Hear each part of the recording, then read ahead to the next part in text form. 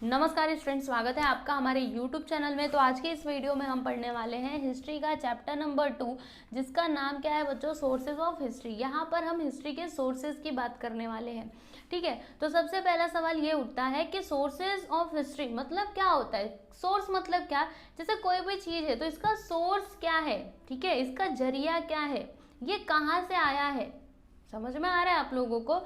जैसे एग्जाम्पल के लिए मैं आप लोग को बताऊं तो देखो, जो हमारे पूर्वज होते थे, ठीक है, एंसेस्टर्स, जो हमारे पूर्वज थे, वो लोग मतलब उन लोग किसी एक ऐसी चीज़ का यूज़ करते थे, एक ही नहीं बहुत सारी चीज़ें होंगी, ठीक है, जिनका यूज़ वो लोग करते थे। और वो चीज़ आज भी पड़ी हुई है, मतलब वो आदमी तो चले गए, ठीक है, जो हमारे पूर्वज थे वो तो चले गए, लेकिन वो चीज़ आज भी पड़ी हुई है। तो वो चीज़ को देखने से हमको समझ में आता है कि उस टाइम के लोग जो थे, ठीक है, मतलब उनके बारे में हमको पता चलता है कि वो लोग उस जमाने में कौन से टाइप की चीज़ों का यूज़ किया करते थे। तो ये हमको कैसे पता चला, है ना? हम तो नई पीढ़ी की, हमने तो उनको देखा भी नहीं, लेकिन फिर भी वो चीज़ को देख करके हमने ये अनुमान लगाया कि वो लोग ऐसे अपना जीवन जिया करते थे। तो ये जिस चीज़ ने हमको इस बारे में बताया वो क्या हो गया? सोर्स हो गया, ठीक है। इसी से तो हमको पता चला ना। तो यही क्या होता है बच्चों? सोर्स होता है। इसी तरह से हिस्ट्री के भी सोर्सेस होते हैं जो हमको हिस्ट्री के बारे में जानकारी देते हैं। ओके, जैसे कि अगर मैं बात करूँ फॉक टेल्स की। फॉक टेल्स मतलब क्या होता है? जैसे कहानियाँ, लोक कहानियाँ होती है ना, जो आपस में लोग कहते सुनते रहते हैं। वो कहानियाँ कहीं पे लिखी नहीं रहती, कहीं पे लिखी नहीं रहती, वो बस मुंह से ही बोली जाती है। मतलब किसी ने उसको लिख करके किसी बुक में कहीं पे भी रखा नहीं है, वो सुन सुन करके वो आगे बढ़ती है। जैसे कि आपके नाना जी या फिर आपकी दादी जी, दादाजी, कोई भी आपको कहानी सुनाते होंगे, तो वो जो कहानी है ना, वो कहीं पे लिख करके, मतलब वो जो अपनी कहानी सुना रहे होंगे, ऐसा नहीं कि किसी बुक की कहानी सुनाएंगे तब तो वो बुक में रहेगी ही, लेकिन दूसरी कहानी जो उन्होंने अपने दादाजी या फिर नाना जी से सुनी होगी, ठीक है, तो वो कहानी वो आप लोग को सुना रहे हैं। तो वो क्या हो रही है? पीढ़ी दर पीढ़ी चलती आ रही है ना, वो कहीं पे लिखी हुई नहीं है। जैसे अभी आपके नाना जी आपको कहानी सुना रहे हैं, आप सुन रहे हो, तो इसे आप क्या करोगे? जो आपके आगे आने वाली पीढ़ी है उनको दोगे, है ना? तो ये पीढ़ी दर पीढ़ी चल रही है, राइट। तो ये भी क्या है? एक तरह से बच्चों सोर्स ऑफ हिस्ट्री ही है, क्योंकि इसकी हेल्प से भी हमको हिस्ट्री के बारे में पता चलता है। ठीक है, तो ये होता है सोर्सेज ऑफ हिस्ट्री। हिस्ट्री के बहुत सारे सोर्सेज होते हैं। हिस्ट्री के 3 सोर्सेज यहाँ पर दिए गए हैं। कौन कौन से हैं बच्चों, इसको भी आप समझ लो। इसके बारे में हम पूरा डिटेल में डिस्कस करने वाले हैं। ये पूरे चैप्टर में हमको यही पढ़ना ही है, ठीक है। So first source is material sources, ठीक है। पहला सोर्स क्या है? Material. Second source is written sources and third one is oral sources, ठीक है। तो सबसे पहले हम किसकी बात करेंगे बच्चों? मटेरियल सोर्सेज की। मटेरियल सोर्सेज क्या होते हैं? तो इसका अगर मैं आप लोग को एग्जाम्पल बताऊं तो बहुत ही आसान है। मटेरियल मतलब क्या? मटेरियल मतलब क्या होता है? कुछ भी मटेरियल सामान, राइट। मटेरियल मतलब क्या होता है? कुछ सामान। बोलते हैं ना, ये मटेरियल लाओ, वो मटेरियल लाओ। तो मटेरियल मतलब क्या? कुछ सामान रहेगा, ठीक है। तो वो चीजें जिनसे हमको हिस्ट्री के बारे में जानकारी मिलती है, उसी को हम क्या कह देते हैं बच्चों? मटेरियल सोर्सेज बोल देते हैं। जैसे कि सबसे पहले मैं आप लोग को पिक्चर ही दिखाती हूँ। जैसे ये देखो, यहाँ पर ये जो पिक्चर है, ये देखो यहाँ पे सिक्का, कॉइन्स आपको दिखाई दे रहे हैं, कॉइन्स दिखाई दिया। तो ये क्या है बच्चों? मटेरियल सोर्स में आता है। वैसे ही मैं आगे बढ़ना चाहूंगी। हाँ, यहाँ पर देखना तो थोड़ा, यहाँ पे देखो पॉट शर्ट, इसको हिंदी में कहते हैं खपड़ा, ठीक है। तो इस पे देखो कैसे फूल पत्ती बनी हुई है, तो ये भी किस में आता है? मटेरियल सोर्स में ही आता है। मटेरियल मतलब क्या? कुछ भी मटेरियल हो, सामान हो, जो हमको हिस्ट्री के बारे में बता रहा है, उसी को हमने बोल दिया मटेरियल सोर्सेज। यहाँ पर देखोगे तो ऑर्नामेंट्स, देखो यहाँ पे ज्वेलरी दी गई है, हार है, कान का है, फिर नाक का है ना। फिर यहाँ पे अगला देखो अर्थन पॉट्स है। तो ये सभी क्या होते हैं बच्चों? ये सभी होते हैं मटेरियल सोर्सेज। अब चलिए हम थोड़ा एक्सप्लेनेशन भी देख लेते हैं, है ना। इसमें क्या दिया गया है, क्योंकि एक्सप्लेनेशन भी पढ़ना जरूरी होता है। Man uses a variety of things in his day to day life. मतलब जो मैन होते हैं, मैन मतलब क्या? मनुष्य। वो अपनी डे टू डे लाइफ में कुछ ना कुछ चीज़ों का यूज़ करते हैं। आप लोग भी करते होंगे, पहले जो लोग होते होंगे वो लोग भी, है ना। बिना चीज़ों के हमारा जीवन कैसे चलेगा? सुबह उठते उठते हमको ब्रश चाहिए, मंजन चाहिए, है ना। बहुत सारी चीज़ों की हमको ज़रूरत पड़ती है कि नहीं? तो वैसे ही जो पहले के भी लोग थे उनको भी ज़रूरत पड़ती होगी, है ना। They are known as artifacts. Artifacts used by humans in the past provide us valuable information about life in the ancient times. देखो बच्चों, अब ये जो चीज़ें होती है ना, जैसे हम जिनका यूज़ करते हैं रोज़ अपने दैनिक जीवन में, अपनी डे टू डे लाइफ में, तो ये चीज़ें हमको किसके बारे में बताती है? हिस्ट्री के बारे में बताती है। कैसे बताती हैं? देखो, जैसे पुराने, अब भी मैंने ऊपर आप लोग को बताया था ना, पुराने लोगों ने जिसका यूज़ किया वो सामान आज भी पड़ा हुआ है। तो कभी कभी वो सामान ना, जैसे वो मान लीजिए ज़मीन के अंदर दब गया है, लेकिन आपको पता होगा जो हमारे मतलब जो हमारे देश में जो पुरातत्व विभाग है, ठीक है, हिंदी में आपको समझ में आ रहा होगा कि नहीं, लेकिन उसको पुरातत्व विभाग ही कहते हैं। तो वो क्या करते हैं ना, खुदाई करते हैं। तो खुदाई में कभी कभी वो चीज़ें मिल जाती हैं, तो उन चीज़ों की हेल्प से हमको हिस्ट्री के बारे में जानकारी मिलती है कि उस टाइम के लोग क्या कौन कौन सी चीज़ों का यूज़ किया करते थे, कैसे रहा करते थे, ठीक है। तो वो चीज़ ने हमको क्या दी? जानकारी दी। और ये एक तरह से क्या है? मटेरियल है। इट मीन्स ये किस में आया? मटेरियल सोर्स में आया।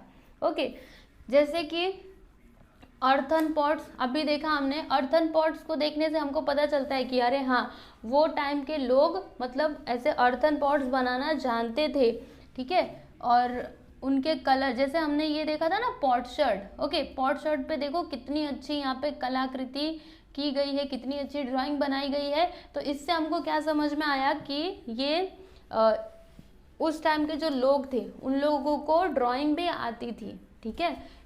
तो इन सारी चीज़ों की हेल्प से हमको बहुत सारी हिस्ट्री के बारे में जानकारियाँ मिलती हैं। वैसे ही यहाँ पे ऑर्नामेंट्स जो मैंने आपको दिखाया, ज्वेलरीज, ठीक है, देखो यहाँ पे लिखा है ना कि the ornaments and other artifacts through light on social interaction we get information about the diet of the people from the remains of food grain seeds and bones of animals found in execution. अभी देखो बच्चों, इसको समझना, जो ornaments होते हैं, ठीक है, अच्छा ये गहने कब पहने जाते हैं? कब पहने जाते हैं? वैसे तो रोज ही पहनते हैं, कान का और भी नॉर्मल चीज़ें तो रोज ही पहनते हैं, लेकिन हार हो गया, ठीक है, बड़े बड़े कान का हो गया, ये कब पहना जाता है? कुछ कुछ फंक्शन होता है तब पहना जाता है, राइट। तो जब हम ये सारे ऑर्नामेंट्स देखते हैं, ये सारी ज्वेलरीज जब हम देखते हैं, तो हमको समझ में आता है कि उस टाइम के जो लोग थे उन लोगों में कैसे संबंध होते थे, वो लोग कैसे अपने तीज त्यौहार मनाते थे, ठीक है। तो ये सारी चीज़ों की हमको जानकारी मिलती है with the help of ornaments, जो किस में आता है? मटेरियल सोर्स में ही आता है। और भी बहुत सारी चीज़ें हैं जिनसे हमको जानकारी मिलती है, जैसे कि खुदाई जब करते हैं ना, तो कभी कभी अनाज के दाने मिल जाते हैं। क्या मिलते हैं? Food grains. ओके, अभी वो फूड ग्रेन से हमको समझ में आता है कि वो उस टाइम के लोग जो थे वो कैसे, मतलब क्या खाया करते थे। अब आप सोच रहे होंगे कि ये फूड ग्रेन्स रहता कैसे है, क्योंकि आप सभी को पता है कि अगर जो अनाज का टुकड़ा होता है, अगर आप उसको जमीन के अंदर डालोगे ना, तो वो धीरे धीरे करके सड़ जाता है, बेकार हो जाता है। फिर वो कैसे खुदाई में मिल गया इतने दिनों का?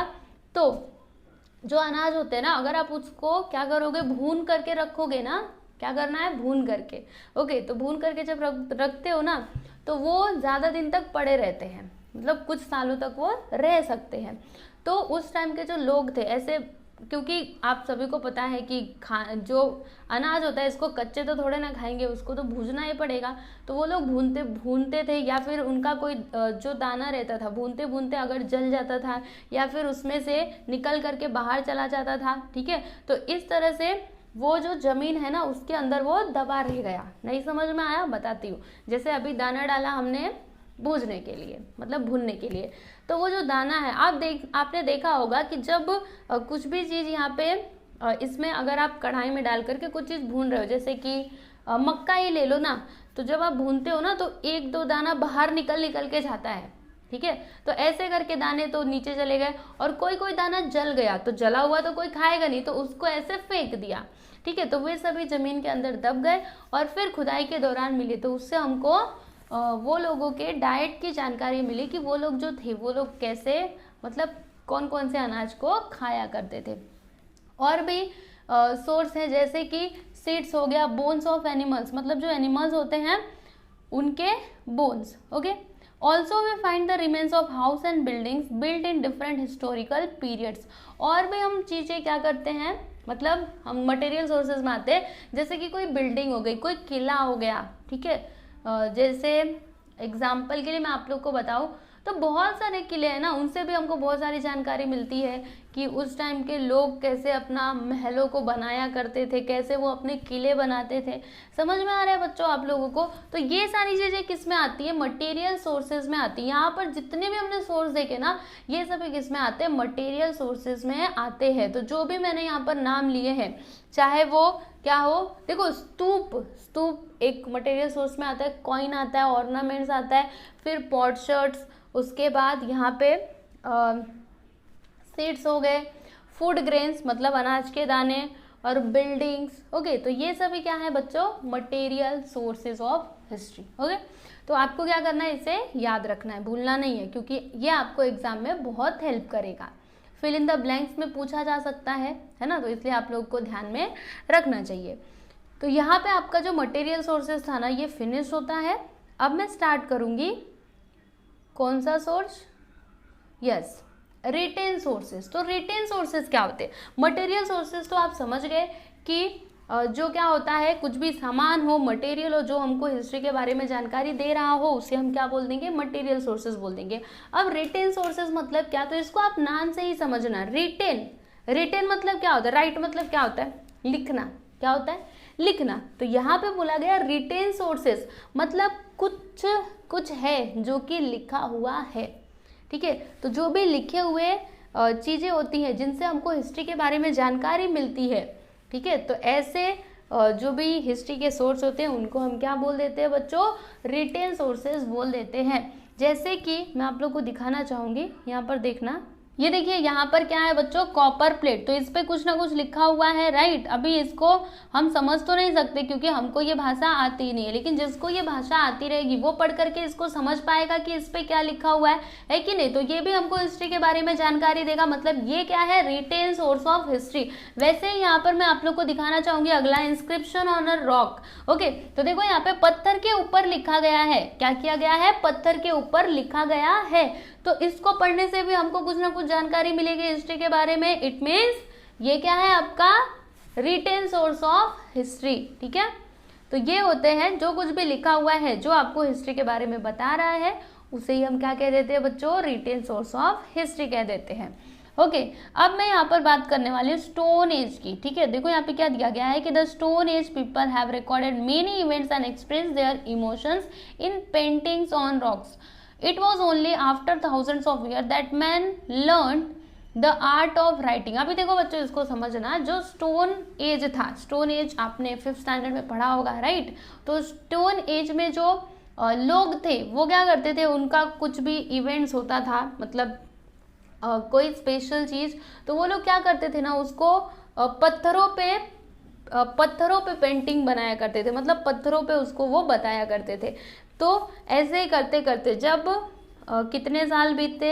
1000 ऑफ ईयर, जब हजारों साल बीते तब जाके जो मनुष्य है, जो मैन है, उन्होंने लिखना सीखा। समझ में आ रहा है आप लोगों को? क्या करते थे मैन? स्टोन एज के जो लोग थे वो लोग क्या करते थे? पत्थरों पे कुछ भी इवेंट्स उनको बताना होता था तो उसकी पेंटिंग बनाते थे। क्या करते थे? पेंटिंग बनाते थे, लिखते नहीं थे। ओके, लिखना तो उन्होंने हजारों सालों के बाद सीखा। पहले वो पेंटिंग बनाया करते थे, फिर धीरे धीरे करके जैसे जैसे समय बीता वो लोग क्या हुए? वो लोग लिखना भी सीख गए। अब उसके बाद क्या होगा? तो देखो, in the beginning humans used symbols and sign to record there thought and ideas. देखो बच्चों, स्टार्टिंग में जब उन्होंने लिखना सीखा तब वो स्टार्टिंग में क्या करते थे ना, अपने आइडियाज को, अब उनके जो भी थॉट्स होते थे, आइडियाज होते थे, उनको किसके थ्रू दिखाते थे? तो सिंबल्स और साइन के थ्रू, ठीक है। कुछ सिंबल रहेगा या फिर कुछ साइन रहेगी, इस तरह से दिखाते थे, क्योंकि उस टाइम पे कोई भी ना, मतलब कोई स्क्रिप्ट डेवलप नहीं हुई थी कि हिंदी लिखना है, इंग्लिश लिखना है, ऐसा कुछ भी नहीं था, ठीक है। तो वो लोग क्या करते थे? साइंस और सिंबल्स का यूज करते थे। However it looks 1000 of years for a script to develop from this. और फिर ये साइन और सिंबल्स का यूज जब वो लोग करते थे, उसके हजारों वर्षों के बाद क्या हुआ? जो मैन है उन्होंने लिखना सीख लिया। ओके, मतलब एक भाषा उनको आ गई, ठीक है। In the beginning man wrote on potsherds unbaked bricks using pointed objects. देखो बच्चों, अभी स्टार्टिंग में वो लोग क्या करते थे ना, किस पे लिखते थे, स्टार्टिंग में वो लोग पॉट शर्ट के ऊपर लिखते थे, जो हमने ऊपर देखा था ना पॉट शर्ट्स, ओके, तो उसके ऊपर लिखते थे, या फिर अनबेक्ड ब्रिक्स मतलब जो कच्ची ईंटें होती थी, कोई पॉइंटेड ऑब्जेक्ट लेते थे जिसमें पॉइंट रहता था, कुछ नुकीली चीज रहती थी, और उससे क्या करते थे, उनके ऊपर लिखते थे। अभी लिखने का मतलब क्या, उनके पास स्याही नहीं होती थी, जैसे हमारे पेन में होती है ना स्याही, मतलब स्याही को क्या कहते हैं, इंक, ओके, इंक, तो उनके पास इंक नहीं होती थी, तो वो क्या करते थे, उसके ऊपर ना ऐसे दबा दबा के उसको लिखते थे, तब जाके वो उस पर क्या हो पाता था, उग पाता था। समझ में आ रहा है आप लोगों को। ही ऑल्सो यूज्ड बिर्च मतलब बुर्ज tree bark to write on, और वो लोग क्या कर रहे थे, मतलब उस टाइम के लोग क्या कर रहे थे, वो एक बिर्च ट्री होता है जिसके बार्क का यूज कर रहे थे। बार्क मतलब क्या, उस पेड़ की छाले, ठीक है, उनका यूज करते थे किसके लिए, लिखने के लिए, क्योंकि उसकी छालों से ना भूर्ज पत्र बनाया जाता था जिसपे वो लोग लिखा करते थे। As his experience and knowledge increased he began to write in different ways. अब देखो जैसे जैसे उनका एक्सपीरियंस और नॉलेज क्या होता गया, इंक्रीज होता गया, बढ़ते गया, तब उन्होंने उनका जो लिखने का तरीका था, ठीक है, वो भी धीरे धीरे करके डेवलप होता गया, मतलब धीरे धीरे करके वो और भी अच्छा और भी अच्छा और भी अच्छा बनते गए। He began to record the events that took place around him. Accounts of the proceeding of royal courts were also written systematically. अभी समझना बच्चों इसको, तो अभी इंसानों ने लिखना भी सीख लिया है, सब कुछ सीख लिया है, तो उनको लगा कि जो भी इंपॉर्टेंट इवेंट्स है हमारे आसपास, जो भी घटनाएं हो रही है, क्यों ना हम उसको लिखें। जैसे आज के ज़माने में कुछ भी होता है तो उसको लिखा जाता है ना, सब कुछ रिकॉर्ड करके रखा जाता है। अब तो वीडियो आ गया है तो वीडियो सब लोग रिकॉर्ड कर लेते, राइट। तो उस टाइम पे भी जब लोगों ने क्या सोचा, मतलब सीख लिया सब कुछ लिखना, तो उनको लगा कि क्या करना चाहिए, हमारे आसपास जो भी इवेंट्स हो रहे हैं हमें इनको रिकॉर्ड करना चाहिए। तो उन्होंने उनको रिकॉर्ड करना चालू किया। रिकॉर्ड करना मोबाइल रिकॉर्डिंग नहीं, बल्कि हाथ से लिख करके। और फिर धीरे धीरे क्या होता है कि जो सरकारी कामकाज होते थे, ठीक है, वो भी कागज पर होने लगे। अभी कागज पर होने लगे मतलब क्या, कोई इम्पोर्टेंट कुछ भी निर्णय है, जैसे आज होता है ना कागज पे काम, मतलब कुछ भी देखो, अगर हम लोग को किसी से कोई परमिशन लेनी होती है तो वो हमको कागज पे लिख करके आता है, ठीक है। तो इसी तरह से उस टाइम पे जो भी काम होते थे सरकारी, तो वो लिख करके होने लगे, ठीक है। आगे देखो, अकाउंट्स ऑफ द, हाँ ये तो हो गया ना। Many rulers had there orders. अच्छा देखो, बहुत सारे रूलर्स ने क्या किया, अपने ऑर्डर्स को और अपने डिसीजन को, जो भी उनके डिसीजन होते थे और डोनेशंस, ये सभी को कॉपर प्लेट्स या फिर स्टोन मतलब पत्थरों के ऊपर क्या किया, लिखवाया, ठीक है। Over a period of time many forms of literature developed. और फिर धीरे धीरे जैसे जैसे जैसे करके टाइम बीता, कई सारे लिटरेचर क्या हुए बच्चों, डेवलप्ड हुए। They included books of religious and social subjects, plays, poetry, travelogues and scientific works. अभी इसमें वर्क्स, इसमें क्या क्या इंक्लूडेड है इसको आप देख लो। तो देखो, रिलीजियस एंड सोशल सब्जेक्ट्स के बुक्स, जैसे हमारे ग्रंथ होते हैं ना, धर्म ग्रंथ, वो। फिर प्लेज मतलब नाटक, पोएट्री, ठीक है। जब उन्होंने लिखना सीख लिया तो धीरे धीरे करके ये सारी चीजें भी क्या हुई, डेवलप हुई। ट्रेवलॉग्स मतलब क्या होता है, जैसे कोई यात्रा करने जाता है कहीं पे, जैसे आप ही कहीं पे गए, कहीं बाहर विदेश में कहीं गए घूमने, ठीक है, अब आप वहां से घूम करके आ गए हो, तो आप उसके बारे में लिख रहे हो कि आपका अनुभव कैसा रहा, आपने वहां पर क्या क्या देखा, क्या क्या चीजें आपको अच्छी लगी, कैसे कैसे रास्ते थे, ठीक है। ये सारी चीजें जब आप लिख रहे हो तो उसी को हम क्या कहते हैं, ट्रेवलॉग्स कहते हैं। And scientific works, okay.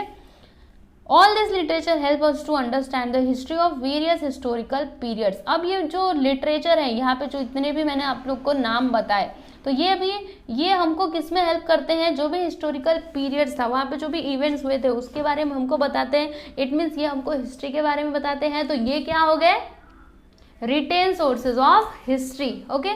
तो रिटेन सोर्सेज में आपको ये सारी चीजें याद रखनी है।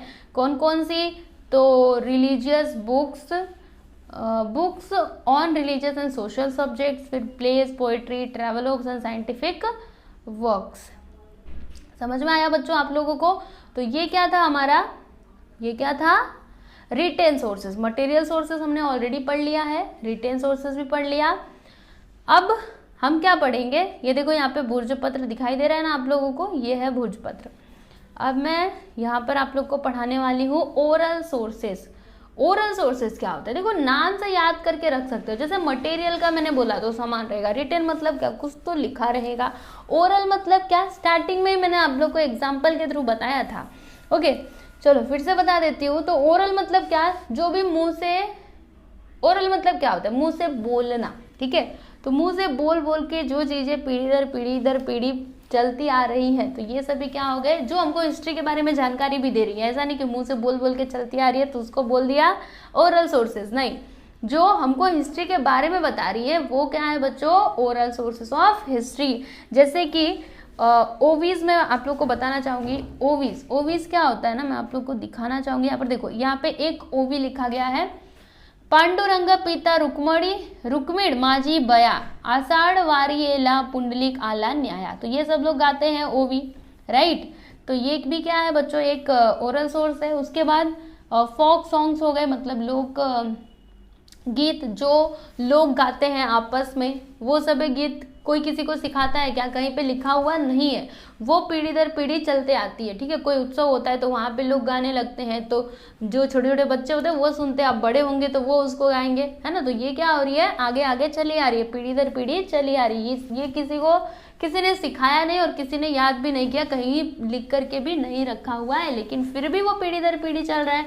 तो ये क्या हो गया, फोक सॉन्ग्स। उसके बाद फोक टेल्स, एंड इसी तरह से बहुत सारे लिटरेचर्स हैं जो जनरेशन टू जनरेशन क्या होते हैं, पास होते हैं मुंह के थ्रू, ठीक है। मुंह से बोल बोल करके वो पास होते रहते हैं। तो ये सभी किस में आते हैं बच्चों, ओरल सोर्सेस में आते हैं। This literature is not in the written form, ये सारे लिटरेचर रिटेन फॉर्म में नहीं होते। द ऑथर्स आर अननोन, और सबसे बड़ी बात तो ये कि हमें ये भी नहीं पता होता कि ये जो लिटरेचर है, कोई भी जैसे ओवी है तो इसको लिखा किसने, हम लोग ये भी नहीं जान पाते, क्योंकि वो मुंह से बोली जा रही, कहीं पे स्पेसिफिकली लिख के रखी होती। जैसे कोई पोएट्री होती है तो कहीं पे लिख करके रखी गई रहती है, और नीचे पोएम जो उसके पोएट होते हैं उनका नाम होता है। पर ये जो लिटरेचर होते हैं ना, ओरल सोर्सेज जो होते हैं, इनमें ऑथर का नाम हमको पता नहीं चलता है। This type of literature preserve by oral tradition. तो इस टाइप के जो भी लिटरेचर होते हैं इनको ओरल ट्रेडिशन के थ्रू प्रिजर्व करके रखा जाता है। तो ऐसे ही सोर्सेज को हम क्या बोल देते हैं बच्चों, oral sources of history. Clear, ये हो गया ओरल सोर्सेज ऑफ हिस्ट्री। अब मैं आप लोग को यहाँ पे फोक सॉन्ग एक बताना चाहूंगी। देखो, lines from a folk song क्या है, महानगरी उजनी लई पुण्यवान दानी, तेथे नांदत होता राजा, सुखी होती प्रजा, तीन्ही लोकी गाजा वाजा, असा उजनीचा इकराम राजा। ठीक है, तो इस तरह से ये एक फोक सॉन्ग है, ऊपर वाला एक ओवी है। ठीक है, तो यहाँ पे आपका ओरल सोर्सेज भी खत्म हुआ। डू यू नो, तो बच्चों यहाँ पे सोर्सेज ऑफ हिस्ट्री दिया गया है, एंशिएंट इंडियन हिस्ट्री के सोर्सेज दिए गए हैं, मटेरियल, रिटेन और ओरल सोर्सेज। तो आप लोग इसको पढ़ सकते हैं। हम आगे बढ़ जाते हैं। तो आगे हमको क्या पढ़ना है, देखो बच्चों, sources of ancient Indian history. Ancient Indian history के सोर्सेज के बारे में हम लोगों को पढ़ना है, जो यहाँ पर दिया गया था ना, ये देखो, इसी को हम पूरा यहाँ पर अच्छे से पढ़ेंगे। तो चलो पढ़ते हैं। क्या दिया इसमें कि the ancient period of Indian history extends from the stone age to the 8th century CE। देखो बच्चों, एंशिएंट पीरियड क्या होता है, ancient period of Indian history मतलब इंडियन हिस्ट्री का एंशिएंट पीरियड मतलब क्या, तो फ्रॉम द स्टोन एज मतलब स्टोन एज से लेकर के कहाँ तक, 8th सेंचुरी तक। ओके, तो इसको, ये जो पीरियड था इसको हम क्या कहते हैं, एंशिएंट पीरियड कहते हैं। Okay, we learn about the stone age period of Indian history through archaeological execution since scripts had not developed at that time. No written sources are available. However, information about the ancient period from 1500 BCE onwards can be derived from the Vedic literature. अभी देखो बच्चों, यहाँ पर क्या दिया गया है ना कि ये जो एंशिएंट पीरियड था इसमें ना लिटरेचर डेवलप नहीं हुआ था। मतलब उस टाइम के लोग ना अभी लिखना नहीं जानते थे। क्या बोला मैंने, लिखना नहीं जानते थे, स्क्रिप्ट डेवलप नहीं हुई थी। लेकिन फिर भी हमको जो हमारे वैदिक लिटरेचर है इनकी हेल्प से हमको उस टाइम की जानकारी मिलती है। कौन सी जानकारी मिलती है, तो एंशिएंट पीरियड फ्रॉम 1500 BCE, ठीक है, ये जानकारी हमको कहाँ से मिलती है, तो वैदिक लिटरेचर से मिलती है। इसको बच्चों एकदम ध्यान से आप याद कर लो, क्योंकि ये आपके एग्जाम में पूछा जा सकता है। कहाँ से याद करना है, देखो यहाँ से, information about the ancient period from 1500 BCE onwards can be derived from Vedic literature, okay, इस तरह से आप इसको याद करके रख सकते हो। इन द बिगनिंग मतलब स्टार्टिंग में, the Vedas were not in written form. देखो बच्चों, स्टार्टिंग में जो वेद थे ना हमारे, वो रिटेन फॉर्म में नहीं थे, okay. The ancient Indians had developed the technique of memorising and reciting them. देखो, जो हमारे एंशिएंट इंडियंस थे, मतलब प्राचीन भारत के जो लोग थे, वो लोग क्या करते थे, वो जो वेद होते थे ना, उनको याद रखते थे। क्या करते थे, याद रखते थे और उसको गाते थे। समझ में आ रहा है। The Vedas were written down on later, और फिर बाद में उन वेदों को लिखा गया। मतलब पहले वेद कैसे होते थे, लिखे हुए नहीं थे, लेकिन बाद में उसको लिखा गया। जब लिखना सीखा इंसानों ने, तब जाके उसको लिखा। पहले लोग अपने दिमाग में ही रखते थे। सोचो कितने दिमाग वाले थे। यहाँ हमको एक क्वेश्चन एग्जाम तक याद नहीं रहता और उनको पूरा वेद याद रहता था। आगे देखना, the Vedas and the post Vedic literature form an important source of ancient Indian history. अब देखो बच्चों, ये जो वेद और जो पोस्ट वैदिक लिटरेचर है, ठीक है, ये सभी हमको, ये बहुत ही इंपॉर्टेंट सोर्स है किसके, एंशिएंट इंडियन हिस्ट्री की। मतलब ये हमको ना प्राचीन भारत का जो इतिहास था उसके बारे में क्या देते हैं, जानकारी देते हैं। तो ये क्या है, बहुत ही इंपॉर्टेंट सोर्स है। It includes the Brahmanas, the Upanishad, the epics, Ramayana and Mahabharata, the Jain and Buddhist literature, plays, poem, stone and pillar inscriptions, travelogues of foreign travellers etcetera. मतलब इसमें क्या क्या इंक्लूड है वो दिया गया है। ब्राह्मण्स, उपनिषद, ठीक है, यहाँ पे रामायण और महाभारत दी गई है। फिर the Jain and Buddhist literature, मतलब जैन और बुद्धों के लिटरेचर। फिर प्लेज, नाटक हो गए, पोएम हो गए, stone and pillar inscriptions, okay, ये सभी बहुत ही इंपॉर्टेंट सोर्स हैं, ठीक है। We also learn about ancient history through material sources. अब देखो बच्चों, हमको ना मटेरियल सोर्सेज के थ्रू भी एंशिएंट इंडियन हिस्ट्री के बारे में जानकारी मिलती है। जैसे कि देखो यहाँ पे दिया गया है, archaeological remains, ancient monuments and coins found in execution. मतलब खुदाई के दौरान जो भी कॉइन्स और कुछ मॉन्यूमेंट्स जो भी हैं, ठीक है, खुदाई करते तो जो कॉइन्स मिलते हैं उनसे भी हमको एंशिएंट इंडियन हिस्ट्री के बारे में जानकारी मिलती है। तो ये सभी क्या हो गए बच्चों, sources of ancient Indian history. मतलब प्राचीन भारत का जो इतिहास है उसके बारे में ये सारी चीजें हमको जानकारी देती हैं, ठीक है। अब लास्ट टॉपिक हमारा क्या है ना, कि precautions to be taken while writing the history. देखो बच्चों, यहाँ पे हमने हिस्ट्री के सोर्सेज तो पढ़ लिए। कौन कौन से सोर्सेज पढ़े, तो एक था written sources, material sources and oral sources. और मुझे ऐसा उम्मीद है कि आप लोग को ये सोर्सेज पक्का समझ में आए होंगे। बहुत ही आसान है बच्चों, कुछ नहीं करना, बस नाम से याद रखना है, ठीक है। अगर समझ करके लोगे तो वो एग्जाम तक याद रहेगा, नहीं तो खाली बस ऐसे मतलब खाली बस रट्टा मारोगे। रट्टा मारना मतलब क्या होता है, खाली बुक लिया और पूरा जितना है डिट्टो की डिट्टो याद कर लिया, तो ये एग्जाम में आप भूल भी सकते हो। इसलिए आपको समझना चाहिए, क्वेश्चन लर्न करना है, एकदम लर्न करना है। ऐसा नहीं कि क्वेश्चन, मैं आपको ऐसा नहीं बोलती कि क्वेश्चन लर्न नहीं करना है, लर्न करना है, लेकिन उसको समझ करके। अगर आप उसको समझते हो तो वो आपको हमेशा याद रहेगा, ठीक है। हमेशा की गारंटी तो नहीं ले सकती, क्योंकि नेक्स्ट क्लास में जाते ही हम पिछला भूल जाते हैं, पर एग्जाम तक तो याद रहेगा, ये तो सही है अगर आप समझ करके लोगे तो। चलो, ये तीनों हिस्ट्री आपको पढ़ना है and sources of Indian ancient history पढ़ना है। And the last topic is precautions to be taken while writing history. देखो बच्चों, जब भी हिस्ट्री लिख रहे हैं ना, तब हमको बहुत सारी सावधानियां बरतनी चाहिए। प्रिकॉशंस मतलब क्या होता है, सावधानियां, ठीक है। प्रिकॉशन मतलब क्या होता है, सावधानियां, ठीक है। तो जब भी हिस्ट्री की राइटिंग हो रही है, मतलब हिस्ट्री को लिखा जा रहा है, तो कौन कौन सी सावधानियां बरतनी चाहिए। तो सबसे पहली बात क्या दिया इसमें, देखो, it is necessary to take precautions while using these sources to write history. A written document can not be can not be said to be authentic just because it is old. It needs to be examined critically as to who wrote it, why and when it was written. देखो बच्चों, जैसे example के लिए यहाँ पर दिया गया है कोई रिटेन डॉक्यूमेंट है, ठीक है. अब आप उसको ये मत मान लो कि ये सोर्स ऑफ हिस्ट्री है क्योंकि ये पुराना है. कोई आपको पुराना सा कुछ डॉक्यूमेंट मिल गया जो कि लिखा हुआ है, अब हमने उसको मान लिया कि रिटेन सोर्स ऑफ हिस्ट्री है ये. लेकिन आप लोग को ऐसा नहीं करना है. क्यों नहीं करना है? आप वो पुराना देख करके आपने उसको हिस्ट्री का सोर्स मान लिया? नहीं. सबसे पहले आप लोग उसकी जांच करो. क्या करनी चाहिए? उसकी जांच करनी चाहिए. उसको अच्छे से पूरा समझना चाहिए कि किसने लिखा, क्यों लिखा, कब लिखा. तब जाके आप ऐसा बोल सकते हो कि वो हिस्ट्री का रिटेन सोर्स है. ओके. तो हिस्ट्री में प्रिकॉशन भी जरूरी होता है. मतलब हर चीज एकदम अच्छे से परफेक्ट होनी चाहिए. सब कुछ चेक करने के बाद ही ऐसा बोलना चाहिए कि ये हिस्ट्री का सोर्स है. ओके. जो भी डॉक्यूमेंट्स हैं उनको क्या करना चाहिए? बार बार उसके ऊपर रिसर्च करनी चाहिए. उसकी पूरी अच्छे से उसको एनालाइज करना चाहिए. एंड देन आप लोग को बोलना चाहिए कि वो क्या है, करेक्ट है. ठीक है. तो बस इस तरह से आप लोगों को हिस्ट्री लिखते टाइम पे भी थोड़ी सावधानियां बरतनी चाहिए.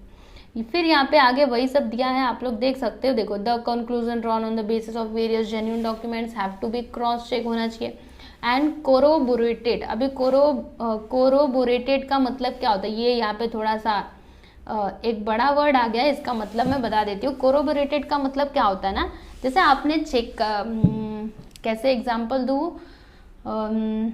हाँ, जैसे देखिए, आपके टीचर ने क्या किया, आप लोगों का टेस्ट लिया. ओके. अब उन्होंने टेस्ट पेपर चेक कर दिया, आपको मार्क्स भी दे दिए. लेकिन जो प्रिंसिपल टीचर है ना, वो क्या चाहती हैं कि वो पेपर को दोबारा से चेक करें, क्रॉस चेक करना चाहती हैं. ठीक है. तो टीचर ने, जो प्रिंसिपल टीचर है, उन्होंने पेपर उठाया और चेक किया. उसको क्या किया? क्रॉस चेक किया. दोबारा से उन्होंने चेक किया. ठीक है. और फिर वो उनको लगा कि हाँ, ये टीचर ने एकदम सही मार्क्स दिया है.